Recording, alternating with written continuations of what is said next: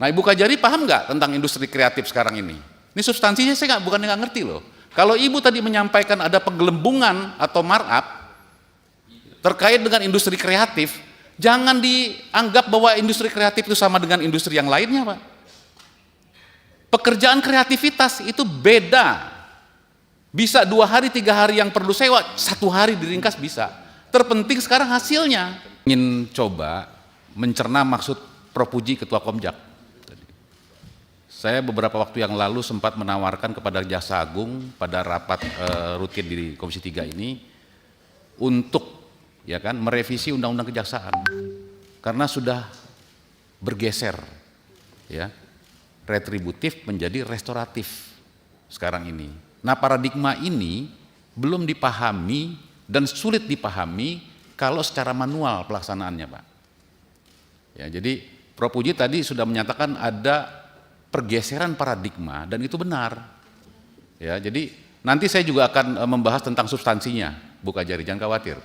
Kita bukan nggak ngerti substansi perkaranya nih, kita ngerti supaya paham betul para jaksa-jaksa yang ada di Republik Indonesia ini bahwa yang dimaksud dengan restoratif itu bukan hanya menghilangkan atau menghapuskan pemidanaan, bukan. Tetapi justru keadilan restoratif itu adalah membuat terang ada tidaknya unsur schuld. Membuat terang, maka untuk membuat terang APH, legal structure daripada kejaksaan dibutuhkan pengetahuan yang bijaksana, bukan hanya sekedar scientific dan intelektual equal, bukan hanya sekedar di situ. Jadi harus bergeser kepada bagaimana kebijaksanaan terhadap apa pergeseran, makna pergeseran ini. KUHP itu adalah undang-undang, Bapak Ibu sekalian. KUHP juga undang-undang. Undang-undang tentang tindak pidana korupsi juga undang-undang. Yang bikin di DPR. Maka ada 2 fungsi di DPR ini Pak JPU nih, biar paham ya. Pak Kasipitsus paham nih, harus paham benar nih, jangan salah. Kenapa Komisi 3 hadir dengan menghadirkan kesulitan rakyat kemudian untuk menuntut keadilan kepada APH? Karena bukan hanya sekedar karena Komisi 3 ini orang-orang baik semua, bilang mengatakan baik hubungannya dengan kejaksaan, bukan hanya itu.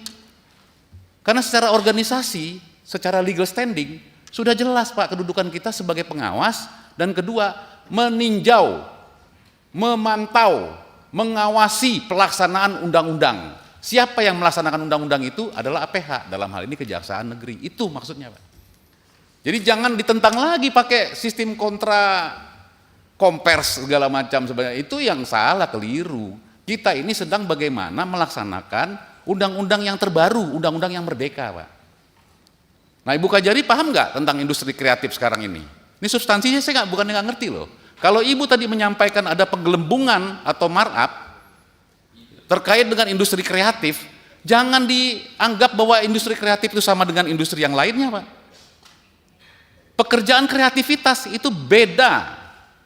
Bisa 2 hari, 3 hari yang perlu sewa, 1 hari diringkas bisa. Terpenting sekarang hasilnya. Jadi keadilan restorasi itu kita harus bisa melihat, memaknai betul, Pak. Jadi kalau kita diskusi, berdebat tentang substansi perkara, wah, nggak kalah saya, Pak. Nggak kalah. Nah, ini maksud saya, memang kita bagaimana menegakkan hukum, jangan sampai ada kerugian negara. Tetapi kemanfaatan hukumnya di mana, Pak? Kalau hasilnya, buktinya, KUHP kita sudah memberikan gambaran yang terbaru ini. Dari 5 alat bukti, harus perlu 8 alat bukti, Pak. Diperluas dengan 8 alat bukti. Nah, ini bukti, Pak, bahwa ada paradigma yang bergeser. Nah, ini jangan sampai ngelihat Komisi 3 bela kiri kanan segala macam, tidak mementingkan APH, tidak. Kita hanya lebih melihat berpegangan kepada undang-undang. Ya. Jadi kalau industri kreatif Bapak paksa-paksa menjadi tipikor, ya, kemudian ada penggelembungan oleh karena cuman sewanya harusnya 30 hari, kenapa sewanya dipotong? Orang lihat hasilnya, Pak. Boleh jadi ada sewa alat dan sebagainya menjadi 1 bulan, kalau memang cara kerjanya tidak tepat, tidak kreatif, makanya disebutnya profesi kreatif, industri kreatif. Sekarang ini sudah kreatif totally. Orang biasanya kerjakan bisa 3 hari, 4 hari, kalau bikin video dan sebagainya, setengah hari toto jadi. Apakah itu korupsi? Nah, tadi Pak pimpinan kami, Pak Ketua Habibur Rahman menyampaikan, ini ada subjektivitas kalau saya baca. Nah, Pak Ketua Komjak, Prof. Puji, mohon izin. Bila perlu Prof. Puji bisa mempertanyakan ke sebelah Prof. Puji, Pak Kajati, apakah tentang perkara ini Ibu Kajari banyak berkoordinasi sebagaimana protap? Apakah Bu Kajari kasih pitsusnya ini ada nggak berkoordinasi secara jelas? Jangan nanti berkoordinasi melihat perkara karena kenal dekat dan sebagainya ada unsur subjektif. Ini saya lihat banyak. Dan saya sudah punya simpenan nih Pak Ketua Komjak. Ada di beberapa daerah, salah satu daerah, ya, dalam memeriksa perkara tipikor, Kajarinya itu lompat dari Kajati yang ada. Ini saya bisa buktikan loh. Nah ini tolong Pak Ketua Komjak tolong diperiksa ini. Jadi jangan sampai lewat begitu saja. Nah, jadi keadilan restorasi ini Bapak, Ibu sekalian, bukan hanya sekedar untuk perdamaian atau mediasi non penal, tidak, tetapi untuk melihat lebih jernih tentang perkara ini, siapa yang bersalah, apa unsur kesalahannya. Itu yang dituntut adik-adik di JPU, di jaksa. Itu yang dituntut dalam undang-undang ini sekarang ini. Bagaimana lebih jernih melihat antara mens rea dengan auctus reus. Kenapa di ruangan ini ada speaker dua sisi? Kenapa tidak satu? Untuk lebih jernih suaranya keluar. Dipisahkan dulu, baru kemudian menjadi satu. Betul Pak? Ya Bapak jangan terbayang tentang di ruang-ruang yang tertutup saja. Tapi kan ruang terbuka juga sound systemnya begitu Pak. Terpisah dua, tetapi untuk menjadi satu suaranya. Ada perjumpaan antara auctus reus dengan mens rea. Jangan tahu-tahu pertama-tama langsung sedang mens rea, auctus reus berjalan sudah ditempel niat jahat, niat jahat, niat jahat.